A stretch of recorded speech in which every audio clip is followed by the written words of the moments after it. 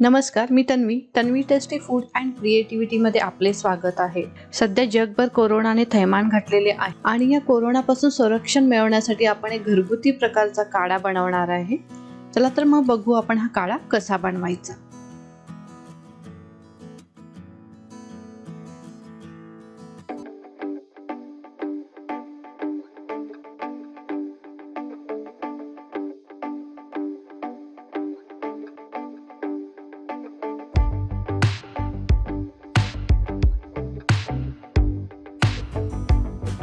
घरगुती पद्धतीचा काढा बनवण्यासाठी मी इथे घेतलेला आहे आलं. कफ आणि खोकल्यावर गुणकारी आहे.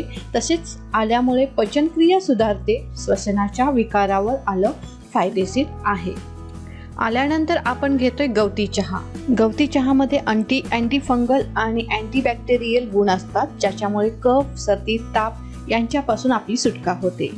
याच्यामध्ये व्हिटॅमिन सी सुद्धा मोठ्या प्रमाणात असते, ज्याच्यामुळे आपली इम्युनिटी सिस्टीम, रोगप्रतिकार शक्ती वाढते. गवती चहानंतर आपण घेणार आहे बडीशोप. बडीशोप दमा किंवा श्वसनाच्या विकारावर फायदेशीर आहे. तसेच खोकल्याने घसा खवखवत असेल तर बडीशोपमुळे आराम मिळतो. आता याच्यानंतर आपण घेणार आहे लवंग. लवंगेमुळे हलकी सर्दी असेल तर ती बरी होते.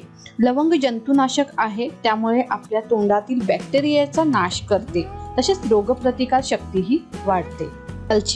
दालचिनी ही यकृताला उत्तेजन देणारी आहे. तसेच रक्त शुद्धीकरणाचे काम करते, त्यामुळे आपली रोगप्रतिकार शक्ती वाढते. दालचिनीच्या सेवनाने कफ पातळ होऊन तो खोकल्याबरोबर बाहेर टाकण्यासाठी मदत होते. गुळामुळे अशक्तपणा जाऊन शक्ती प्राप्त होते. गुळ शरीरातील सगळ्या अवयवांना शुद्ध करून टॉक्सिन बाहेर काढण्याचे काम करते. तसेच तुमच्या घरातील छोटी मुले काढा घेत नसतील तर ते गुळामुळे घेऊ शकतात. मसाला वेलदोड्यामुळे श्वसन संबंधीचे रोग कमी होतात. मसाला वेलदोड्यामुळे बॅक्टेरिया आणि व्हायरल इन्फेक्शन पासून संरक्षण मिळते. काळी मिरी हे अँटीबॅक्टेरियल आणि अँटीव्हायरल आहे, ज्याच्यामुळे बॅक्टेरियाज आणि व्हायरस अशा अनेक जंतूंचा नाश करते आणि आपल्याला अनेक रोगांपासून संरक्षण मिळते. हळद. भारतीय संस्कृतीमध्ये हळदीला खूप महत्त्व आहे. हळद ही जंतुनाशक असल्यामुळे अनेक आजारांवर उपयुक्त ठरते. खोकल्यावर हळद खूप गुणकारी आहे. तुळस. आयुर्वेदामध्ये तुळशीला फार महत्त्व आहे. खोकला, कफ, दम लागणे या आजारांवर तुळस खूप गुणकारी आहे. तसेच तुळशीमधून ऑक्सिजन बाहेर पडतो. म्हणूनच भारतीय संस्कृतीमध्ये आपल्या प्रत्येकाच्या दारात तुळस ही लावलीच जाते. लिंबूमुळे रोगप्रतिकार शक्ती वाढते. आपल्या पचन संस्थेतील विषारी द्रव्य बाहेर टाकण्यासाठी मदत करते. तर आता काढा बनवण्यासाठी आपण एक भांडं घेऊ आणि या भांड्यामध्ये मी 2 कप पाणी घेतलेलं आहे. होऊ शकता मोठा कप आहे पाणी घेतलेला आहे.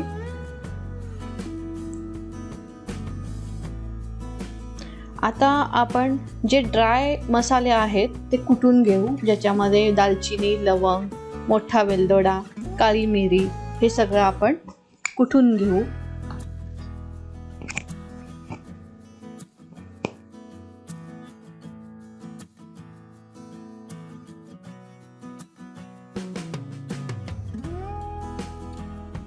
या टाईपमध्ये मी कुटून घेतलेलं आहे आणि आता हे आपण पाण्यामध्ये टाकू. त्याचबरोबर मी याच्यामध्ये टाकतेय बडीशोप, हळद,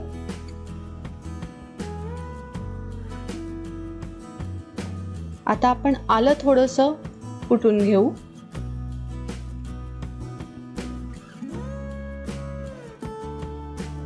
आलं आपण पाण्यात टाकूया. गवती चहा, गूळ,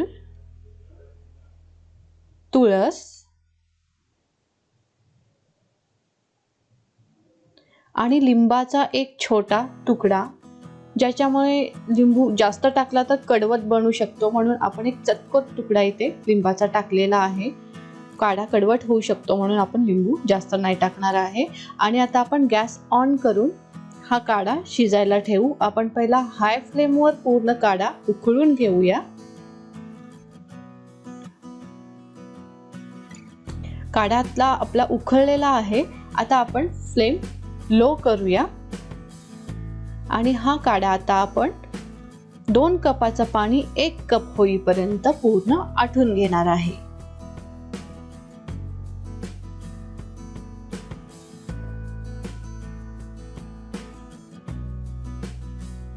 आपला काढा आटलेला आहे, 1 कप झालेला आहे. आता आपण तो गाळून घेऊयात. या काढ्यामुळे तुमचा सर्दी खोकला कमी होतं. सध्या कोरोनामुळे खूप डेंजर परिस्थिती चालू आहे. मी तुम्हाला एवढी विनंती करते की हा काढा तुम्ही दिवसातून एकदा किंवा रात्री झोपताना असा 1 कपभर काढा नक्की प्या आणि कोरोनापासून सुरक्षित राहा. घरी राहा, सुरक्षित राहा. परत आपण भेटू पुढच्या रेसिपी सोबत. तुम्हाला जर माझी ही रेसिपी आवडली असेल तर माझ्या चॅनलला सबस्क्राईब करून बेल आयकॉनवर क्लिक करा, म्हणजे माझ्या सगळ्या रेसिपी तुम्हाला मिळून जातील.